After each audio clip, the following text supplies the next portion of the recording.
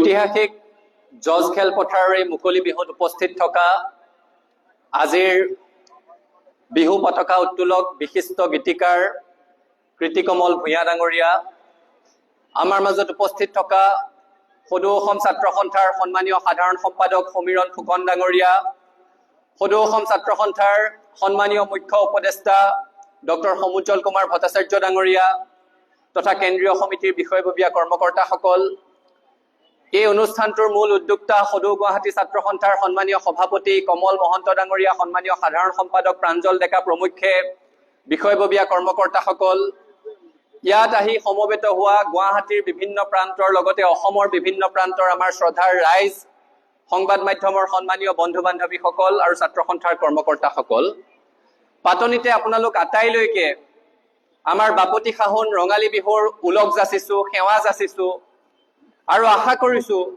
যে বহাগে কঢ়িয়াব লগা এই নতুন বছৰটো অসমৰ খিলঞ্জীয়া মানুহৰ বাবে প্ৰাপ্তিৰ বছৰ হওক, সমৃদ্ধিৰ বছৰ হওক, প্ৰত্যাশাৰ বছৰ হওক। শ্ৰদ্ধাৰ ৰাইজ, যোৱা বছৰ আজিৰ দিনটোতে এই বিহু বাকৰিত থিয় হৈ আমি পাতিছিলো যে বহাগ আমাৰ বাবে বিশেষ, এই বহাগে কঢ়িওৱা নতুন বছৰটোৱে আমাৰ বাবে সুধাকণ্ঠ ডক্টৰ ভূপেন হাজৰিকাদেৱৰ জন্ম শতবৰ্ষ কঢ়িয়াই আনিছে। উদযাপন আৰম্ভ হৈছিলেই, কিন্তু আমি কোনেও এবাৰলৈ ভবা নাছিলো যে কালৰ চকৰি এইদৰে ঘূৰিব আৰু ঠিক এটা বছৰৰ পিছত আজি আকৌ এই দিনটোত এইখন মজিয়াত থিয় হৈ ক'ব লাগিব যে জুবিন গাৰ্গবিহীন প্ৰথমটো বহাগ। নিশ্চিতভাৱে যোৱা দুটা দশকতকৈ অধিক কাল বহাগ আৰু জুবিন গাৰ্গ উদযাপনৰ একেটা মুদ্ৰা ৰিপিঠি সিপিঠি আছিল, একেই নাম আছিল। গতিকে তেওঁৰ অবৰ্তমানত এইবাৰ বহাগ উকা, এইবাৰ বহাগ উৎসাহহীন, তথাপিতো জাতীয় উৎসৱটি আমি পালন কৰিব লাগিব। পাতনিতে দুয়োগৰাকী শিল্পীলৈ আন্তৰিক শ্ৰদ্ধাঞ্জলি নিবেদিছো আৰু যোৱা বহাগৰ পৰা এই চ'তলৈকে আমাৰ মাজৰ পৰা হেৰাই যোৱা প্ৰতিগৰাকী শিল্পী, প্ৰতিগৰাকী পুৰোধা অসমীয়াক আমাৰ শ্ৰদ্ধা জ্ঞাপন কৰিছো। এই বহাগৰ বতৰত সেই জ্যেষ্ঠসকলক সুঁৱৰি কেইটামান মনৰ কথা পাতিব বিচাৰিছো। আমি প্ৰতি বছৰে বিহুৰ দিনটোত এটা কথাৰ পুনৰাবৃত্তি কৰো, চৰ্বিত চৰ্বণ কৰো আৰু আজিও দোহাৰাৰ প্ৰয়োজন আছে। সেই কথাটো হৈছে যে এটা উৎসৱ ৰাতিটোৰ ভিতৰতে এটা জাতিৰ জাতীয় উৎসৱ নহয়। বিহুৱে অসমৰ জাতীয় উৎসৱৰ ৰূপ পৰিগ্ৰহ কৰিবলৈ বহু শতিকা পাৰ হ'ব লগা হৈছে, বহু ঘাত প্ৰতিঘাতৰ মাজেৰে আহিব লগা হৈছে। বিহুৱে অসমৰ জাতীয় জীৱনৰ উত্থান পতন সংগ্ৰামৰ জীয়া কাহিনীবোৰৰ সাক্ষী হৈছে। যি ধৰণেৰে অসমীয়া জাতিটো আৰ্য অনাৰ্য মংগোল অষ্ট্ৰিক আলপাইন সকলোৰে সমিল মিলেৰে সৈতে সৃষ্টি হৈছে, সেই ধৰণেৰে আমাৰ জাতীয় উৎসৱ বিহুটিও এই সকলো নৃগোষ্ঠীৰ উপাদান সমল বুটলি বুটলি আজিৰ এই ৰূপটো পাইছেহি। আজি গৰু বিহু, আমি গৰু গা ধুৱাওঁ, গৰু গা ধুৱাই মাখিয়তী দীঘলতিৰে কোবাওঁ, বছৰটোৰ কাৰণে কুশল কামনা কৰো, লাও খা বেঙেনা খা গাই বছৰটোৰ কাৰণে দীৰ্ঘায়ু কামনা কৰো। এই পৰম্পৰাবোৰ ক'ৰ পৰা আহিছে? এই যে আমি গৰুটো গা ধুৱাওঁ, বিশেষজ্ঞসকলে কয় এয়া আৰ্য পৰম্পৰা। আকৌ মাখিয়তী দীঘলতিৰে কোবাই কুশল কামনা কৰা পৰম্পৰাটো অনাৰ্য সংস্কৃতিৰ ফচল বুলি কয়। এই লাও বেঙেনা খেতিসমূহ অসমত পোনতে অষ্ট্ৰিকসকলে আৰম্ভ কৰিছিল বুলি কোৱা হয়। আমাৰ সংস্কৃতিত গীতৰ সংযোজন ঘটোৱাত আলপাইনসকলৰ বিশেষ ভূমিকা আছে বুলি কোৱা হয়। অৰ্থাৎ সকলো জাতি জনগোষ্ঠীৰ নৃগোষ্ঠীৰ সমল বুটলি বুটলি বিহুটোৱে আজিৰ এই স্বকীয় ৰূপ পাইছেহি আৰু এই বিহুটোকে লৈ জাতিটোৱে বিশ্বৰ দৰবাৰত মূৰ তুলি থিয় হওঁ, আমাৰ সাংস্কৃতিক স্বাভিমান হিচাপে বিহুটোক দাঙি দেখুৱাই দিওঁ। আৰু সেইকাৰণে আজিৰ এই বাকৰিৰ পৰা পুনৰ এবাৰ দাবী কৰিব বিচাৰিছো যে অসমৰ বিহুটিক ইউনেস্কোৰ ইনটেঞ্জিবল কালচাৰেল হেৰিটেজৰ ভিতৰত অন্তৰ্ভুক্ত কৰিব লাগে। কাৰণ গুজৰাটৰ গৰবা নৃত্য ইনটেঞ্জিবল কালচাৰেল হেৰিটেজ, উত্তৰ ভাৰতৰ ৰামলীলা ইনটেঞ্জিবল কালচাৰেল হেৰিটেজ, উত্তৰ প্ৰদেশৰ মহাকুম্ভ মেলা এই অস্পৰ্শনীয় সাংস্কৃতিক ঐতিহ্যৰ ভিতৰত পৰে, মণিপুৰৰ সংকীৰ্তন ইনটেঞ্জিবল কালচাৰেল হেৰিটেজ, কেৰেলাৰ আধ্যাত্মিক নৃত্য মুদিয়েট্টুক তাত অন্তৰ্ভুক্ত কৰা হ'ল। তেনে প্ৰেক্ষাপটত অসমীয়া জাতিৰ স্বাভিমান, অসমীয়া জীৱনৰ ৰূপৰেখা, বিহু সংস্কৃতি আৰু ভাওনা সংস্কৃতিকো ইনটেঞ্জিবল কালচাৰেল হেৰিটেজৰ অন্তৰ্ভুক্ত কৰিবলৈ চৰকাৰে ব্যৱস্থা ল'ব লাগে বুলি আজিৰ এই মজিয়াৰ পৰাই পুনৰবাৰ দাবী উত্থাপন কৰিছো। শ্ৰদ্ধাৰ ৰাইজ, জাতি এটাৰ যি ধৰণেৰে জাতীয় উৎসৱ থাকে, এটা জাতিয়ে ইতিহাসৰ পাতেৰে পাৰ হৈ হৈ আহোঁতে আহোঁতে এটা জাতীয় চৰিত্ৰ পৰিগ্ৰহ কৰে। আমাৰ অসমীয়া জাতিৰ জাতীয় চৰিত্ৰ কি, সেই কথাবোৰ আজিকালি অলপ ধাৰণা সলনি কৰি আমি পাতিবৰ কিন্তু সময় আহিছে। আমাৰ জাতীয় চৰিত্ৰৰ কথা পতাৰ লগে লগে আমি কিছুমান এনেকুৱা নেতিবাচক কথা পাতো, যিবোৰ কথা ক'ৰ পৰা সমাজ জীৱনত ঠাই পালে আমি নিজে ভাবি নাপাওঁ। আমি সততে শুনি আহো, ডাঙৰ হোৱালৈকে সৰুৰে পৰা শুনিছো যে অসমীয়া আমি এলেহুৱা। কোনে ক'লে আমি এলেহুৱা? যিটো জাতিয়ে ৰাতিৰ ভিতৰত গড় বান্ধি মোগলক প্ৰতিৰোধ কৰিব পাৰে, সেই জাতিটো কেনেকৈ এলেহুৱা হ'ব পাৰে? যিটো জাতিয়ে বনৰীয়া হাতীক বশ কৰি পোহনীয়া কৰিব পাৰে, সেইটো জাতি কি ধৰণেৰে এলেহুৱা হ'ব পাৰে? যিটো জাতিৰ অতীতত কোবাল সোৱণশিৰীৰ বুকুৰ পৰা সোণ বুটলি ৰাজঘৰৰ ৰাজকোষ চহকী কৰিছিল, সেই জাতিটো এলেহুৱা হ'বই নোৱাৰে। এই কথাবোৰ লিখিবও নালাগে, পাতিবও নালাগে, কোনোবাই শিকালেও শুধৰাই দিব লাগে। আকৌ আমি এটা কথা সচৰাচৰ শুনি থাকো, অসমীয়া মানুহে বেপাৰ কৰিব নাজানে। আমি সকলোৱে শুনিছো, এইটো কথা শুনি শুনিয়ে ডাঙৰ হৈছো। এই আমাৰ অসমীয়া মানুহে আৰু কি বেপাৰ কৰিব, ঠগ খাব, বেপাৰ কৰিব নাজানে। কোনে আমাৰ মূৰত সুমুৱাই দিলে অসমীয়াই বেপাৰ কৰিব নাজানে বুলি? আমাৰতো অতীতৰ যিসকল পুৰুধা ব্যক্তি আছিলে, আমাক বেপাৰ বাণিজ্যৰ পথ প্ৰদৰ্শন কৰি থৈ গৈছে। অম্বিকাগিৰি ৰায়চৌধুৰীয়ে পথাৰ বজাৰ দখল কৰাৰ সংকল্প দি থৈ গৈছে, বাট দেখুৱাই থৈ গৈছে। সাউদ ভোলানাথ বৰুৱাই সেই যুগতে বাণিজ্যে বসতে লক্ষ্মী কথাষাৰ সাকাৰ ৰূপ দি দেখুৱাইছিল। লক্ষ্মীনাথ বেজবৰুৱাক আমি সাহিত্যৰথী বুলি কলো, ৰসৰাজ বুলি কলো, কিন্তু স্বাধীনতাৰ পূৰ্বেই যে অসমৰ পৰা বাহিৰলৈ গৈ সফলতাৰে কাঠৰ ব্যৱসায় কৰি দেখুৱাইছিল, সেই কথাটো আমি নাপাতিলো। আমি ৰূপ কোঁৱৰ বুলি কলো জ্যোতিপ্ৰসাদ আগৰৱালাক, কিন্তু শ্ৰমিকৰ প্ৰতি দৰদ ৰাখিও যে চাহ বাগিচা চলাই দেখুৱাব পাৰে, তাৰ নিদৰ্শন ৰূপ কোঁৱৰে দেখুৱাই থৈ গৈছে। সেই কথাটো আমি আমাৰ নতুন প্ৰজন্মক নিশিকালো, আৰু আমি পাতি থাকিলো যে অসমীয়া মানুহে বেপাৰ কৰিব নাজানে। এই ধাৰণাবিলাক সলনি কৰিব লাগিব, আৰু সলনি কৰাৰ কথাও আমি বহাগতে পাতিব লাগিব। কাৰণ এই বিহুটোৰ লগত আমাৰ যি ধৰণেৰে সংস্কৃতি জড়িত হৈ আছে, আমাৰ অৰ্থনীতিও জড়িত হৈ আছে। আমি অতীজৰ পৰা শিক্ষা ল'ব লাগিব, শিপাৰ সৈতে সম্পৃক্ত হৈ আগবাঢ়িব লাগিব। চহকী জাতি আমি, যিখিনি সময়ত 1526 চনত বাবৰে পানীপথৰ যুদ্ধত খাৰ বাৰুদ গোলাৰ ব্যৱহাৰ কৰোতে গোটেই ভাৰতবৰ্ষৰ মানুহৰ চকু কপালত উঠিল, ইতিহাসত সেইটোৱে পঢ়ি থাকিল। আমি আমাৰ নতুন প্ৰজন্মক শিকাব লাগিব যে তাৰো 3 বছৰৰ আগতে 1523 চনত চুতীয়াসকলে খাৰ বাৰুদ গোলা ব্যৱহাৰ কৰাৰ নিদৰ্শন আমাৰ মাজত আছে। আমি প্ৰতিৰক্ষাৰ দিশতো এটা শ্ৰেষ্ঠ জাতি। আমি আধুনিক অৰ্থনীতিৰ কথা যেতিয়া পাতো, শ্বেৰশ্বাহ ছুৰীয়ে আধুনিক অৰ্থনীতিৰ ভাৰতবৰ্ষত প্ৰৱৰ্তন কৰিছিল বুলি গুগলত পঢ়িবলৈ পাওঁ, আমাক ইতিহাসত পঢ়ায়। কিন্তু সমসাময়িকভাৱে যে 1555 চন মানতে কোচ ৰাজবংশীৰ ৰজা নৰনাৰায়ণে নাৰায়ণী মুদ্ৰাৰ সৃষ্টি কৰিছিল, নতুন অৰ্থনীতিৰ অসমত প্ৰৱৰ্তন কৰিছিল, সেই কথাবোৰ আমাৰ নতুন প্ৰজন্মক শিকাব লাগিব। বিশ্বজিৎ সিংহই তাৰ আগতো মুদ্ৰাৰ প্ৰচলন কৰিছিল বুলি কোৱা যায়, কিন্তু তাক বিচাৰি পোৱা যোৱা নাই। আমি যে চহকী জাতি, সেই কথাৰ উপলব্ধি কৰাব লাগিব। কাৰণ বিহুৰ সৈতে আমাৰ অৰ্থনীতি জড়িত হৈ আছে। আমাৰ অৰ্থনীতি সৰুৰে পৰা পঢ়ি আহিছো যে কৃষি সৰ্বোচ্চ অৰ্থনীতি, কিন্তু কৃষকৰ সমস্যাৰ কথা আমি কেতিয়া পাতিম? বিহুৰ লগততো কৃষকৰ সম্পৰ্ক আছে।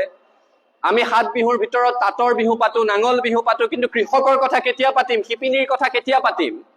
কৃষি অৰ্থনীতি বুলি কওঁ, কিন্তু ভালদৰে 20% কৃষি মাটিতো আজিৰ তাৰিখতো জলসিঞ্চনৰ ব্যৱস্থা নাই। আমাৰ পৰা শ প্ৰজাতিৰ ধান হেৰাই গৈ আছে, সেই কথাবোৰ আমি নাপাতো। শ প্ৰজাতিৰ ধান ইতিমধ্যে হেৰাই গল।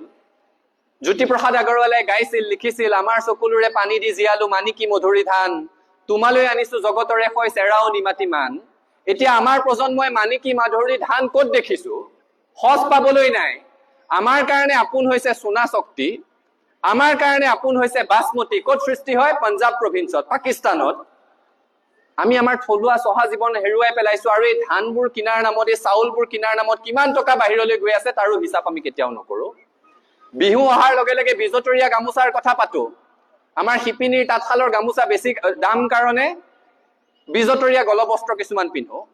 এইকেইদিন দেখিব প্ৰশাসনে খুব অত তত গৈ সেইবোৰ জব্দ কৰিব। য'ত বিক্ৰী কৰাত স্পষ্ট নিষেধাজ্ঞা আছে, তেনে প্ৰেক্ষাপটত এই বিজতৰীয়া গলবস্ত্ৰসমূহৰ টেটু চেপা দিবলৈ যাওঁতে চৰকাৰৰ আৰু প্ৰশাসনৰ হাতত কিহৰ সুৰসুৰণি উঠে সেই কথাটো আমি নুবুজাকৈ থকা নাই। এই যেতিয়ালৈকে বিজতৰীয়া বস্ত্ৰবোৰ বন্ধ নহব, তেতিয়ালৈকে আমাৰ শিপিনীৰ উত্তৰণ নহয়।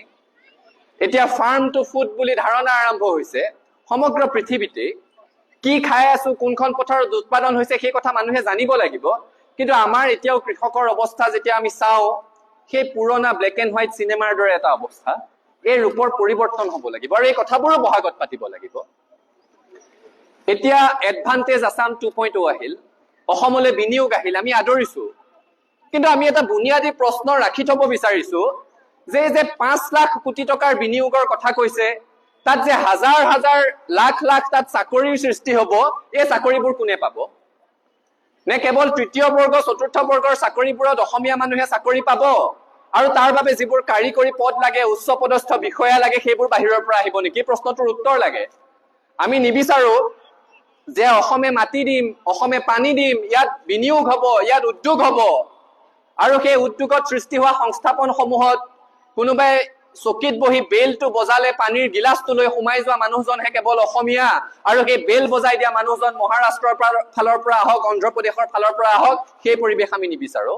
আৰু সেইকাৰণে আমি কৈছো যে যিসমূহ বিষয় পঢ়িলে সেই উদ্যোগসমূহত চাকৰি পাব, যিসমূহ বিষয়ত ডিগ্ৰী থাকিলে সেই কাৰিকৰী পদসমূহত অসমীয়া যুৱক যুৱতী মকৰল হ'ব পাৰিব, সেই বিষয়সমূহ আমাৰ শিক্ষানুষ্ঠানসমূহত পঢ়াবলৈ আৰম্ভ কৰিব লাগে আৰু তাৰ কাৰণে চৰকাৰে ইণ্ডাষ্ট্ৰী একাডেমিয়া লিংকেজ স্থাপন কৰিব লাগে। এই দাবীও আজি এই বিহু বাকৰিৰ পৰা পুনৰ উত্থাপন কৰিছো। হিতাধিকাৰী সৰ্বোচ্চ জাতি কিন্তু আমি দীৰ্ঘদিন ধৰি জীয়াই থাকিব নোৱাৰিম। এই কথাটো ক'লে আমাক বেয়া পায়, এপাত খেল এৰি দিয়ে আমালৈ। খেলপাত কি? যে অসমীয়া জীয়ৰী বোৱাৰীয়ে 1250 টকা পালে তহঁতে বেয়া পাও নেকি? কিয় বেয়া পাম? আমাৰ আই মাতৃসকলে, আমাৰ বাইদেউসকলে পইচা পালে আমি ভাল পাওঁ, কিন্তু 1250 টকাত আজিৰ তাৰিখত পায় কি? আমি সেইকাৰণে কৈ আছো যে হাতে হাতে এটা কাম দিয়ক, কামৰ বিনিময়ত পইচা দিয়ক, যাতে উৎপাদন শক্তিৰো অপচয় নহয় আৰু অৰ্থনীতিৰো উন্নতি হয়। আমাৰ চৰকাৰ চাব, যি দলেই নহওক, ৰাজনৈতিক দলসমূহে সচৰাচৰ আহোম সাম্ৰাজ্যৰ কথা কয়, হেংদাঙৰ কথা কয়, কিন্তু আহোম সাম্ৰাজ্যৰ পৰা শিকিবলগীয়া বাকী কথাবোৰ নিশিকে। আহোম স্বৰ্গদেউসকলে বিনা পৰিশ্ৰমে পাৰিশ্ৰমিক এই ধাৰণাৰ পৰিপন্থী আছিল। আমি পিপু শিশু সাধু সকলোৱে শুনিছো, ধুদৰ আলি নিৰ্মাণ কৰিছিল, মানে লক্ষ্য কি? ধুদ হৈ কোনো জীয়াই থাকিব নোৱাৰিব, কাম কৰিবই লাগিব।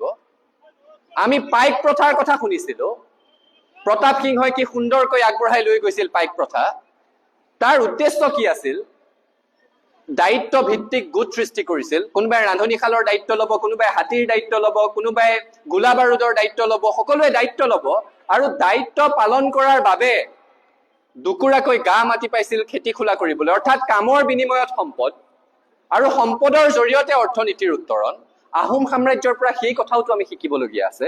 এই কথাকেইটা কলো কাৰণ বিহুৰ সৈতে আমাৰ অৰ্থনীতিৰ সম্পৰ্ক আছে আৰু আমি সকলোৱে জানো বিহু আমাৰ সাংস্কৃতিক আধাৰ। সংস্কৃতিৰ কথা যেতিয়া পাতো, মই প্ৰাসংগিক হ'ব বুলি এটা সাংস্কৃতিক আগ্ৰাসনৰ কথাও পাতিবলৈ বিচাৰিছো। আমি বহিৰাগতৰ আগ্ৰাসনৰ কথা পাতো, বাংলাদেশীৰ বিৰুদ্ধে জাতিটোৱে যুঁজি আছো, কিন্তু সাংস্কৃতিক আগ্ৰাসনৰ কথাও আমি পাতিব লাগিব।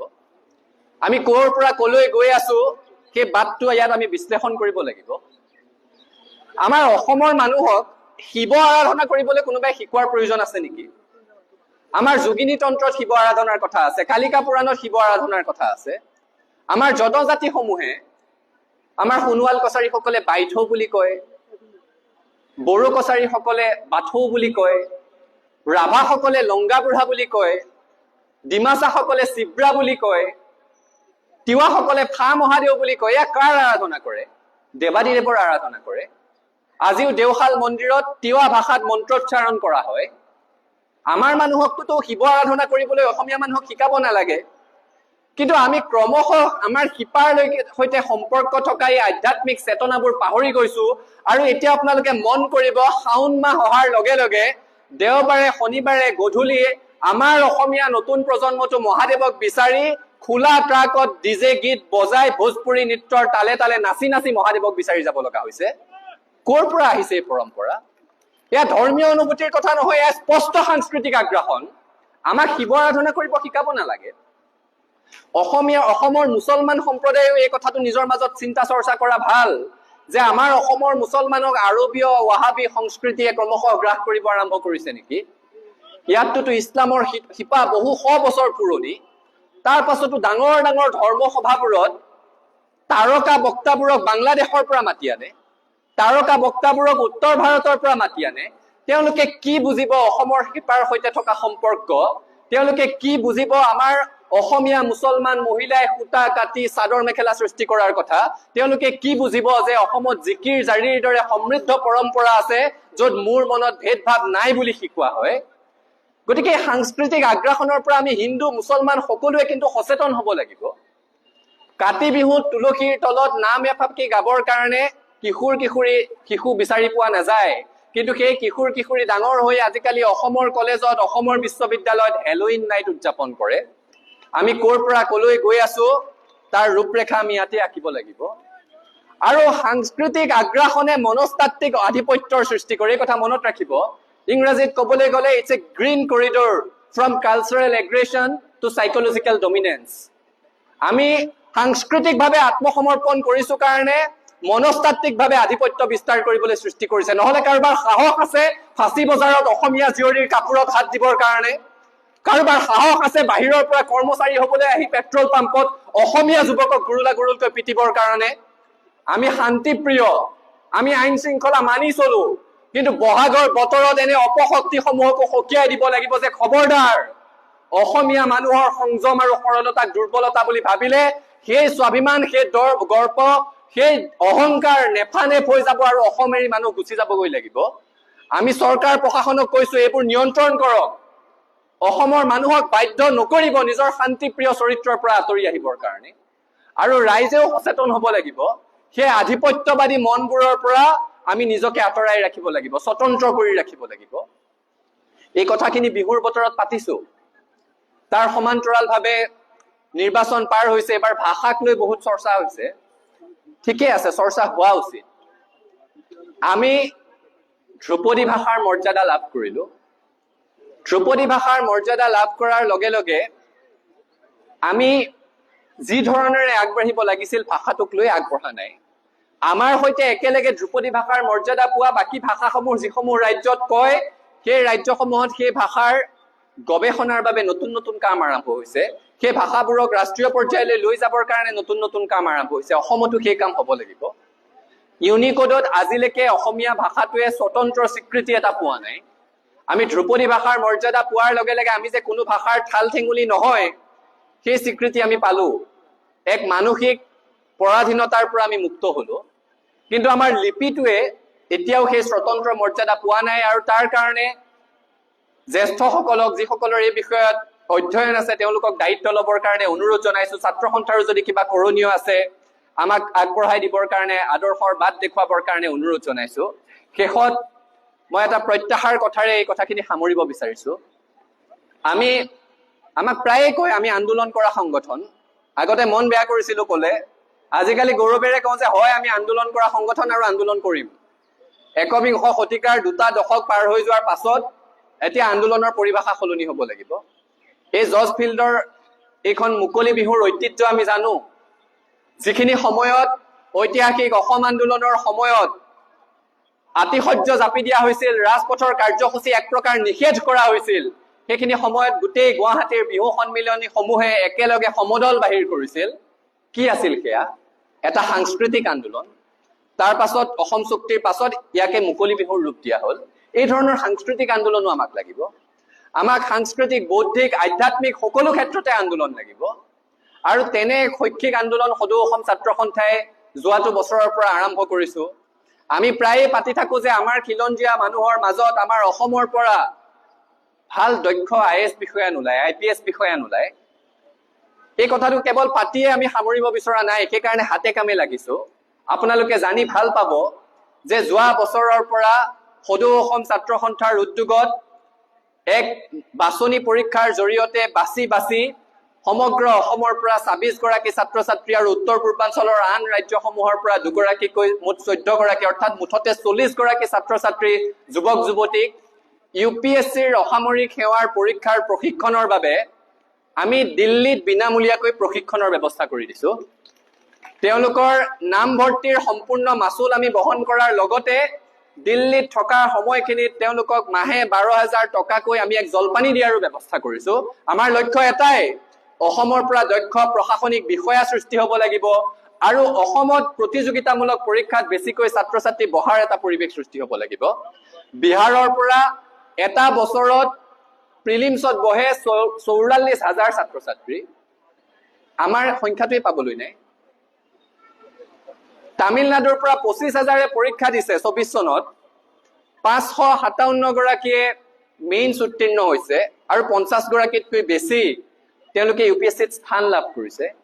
গতিকে আমি সেই পৰিৱৰ্তনৰ দিশেৰেও আগবাঢ়িব বিচাৰিছো। এই শৈক্ষিক, সাংস্কৃতিক, বৌদ্ধিক আন্দোলন আগবঢ়াই লৈ যোৱাৰ ক্ষেত্ৰতো অসমবাসী ৰাইজৰ অভিভাৱকত্ব কামনা কৰিছো। আজিৰ এই বাকৰিখনতে অসমৰ বিদেশী সমস্যাৰ সমাধানৰ পৰা আৰম্ভ কৰি খিলঞ্জীয়া মানুহক সাংবিধানিক ৰক্ষা কৱচ প্ৰদানলৈকে ছাত্ৰ সন্থাই আগবঢ়াই লৈ যোৱা প্ৰতিটো সংগ্ৰামত আপোনালোকৰ আশীৰ্বাদ কামনা কৰিছো। আৰু বহাগৰ বতৰত ঘৰে ঘৰে লাৰু পিঠা-পনা থাকিবই, সেইবোৰ খাই আমাৰ মুখ মিঠা হ'বই। গতিকে জাতিটোৰ কাৰণে প্ৰয়োজন বুলি ভাবা কেইটামান তিতা টেঙা কথাও আপোনালোকৰ সৈতে পাতিলো। কিবা ভুল ভ্ৰান্তি হলে নিজ গুণে ক্ষমা কৰিব বুলি আশা কৰিলো। আৰু কোনোবা অকাল কুষ্মাণ্ডই সমালোচনা কৰিলেও পুনৰ দৃঢ়তাৰে কম যে বহাগৰ বতৰত শিপাৰ সৈতে সম্পৰ্কিত এই কথাবোৰ আমি পাতিবই লাগিব। কাৰণ সুধাকণ্ঠ ডক্টৰ ভূপেন হাজৰিকাই কৈ থৈ গৈছে যে বহাগ মাথো এটি ঋতু নহয়, নহয় বহাগ এটি মাহ, অসমীয়া জাতিৰ ই আয়ুস ৰেখা, গণজীৱনৰ ইশা, গণজীৱনৰ ইশা। ধন্যবাদ। জয় আই অসম।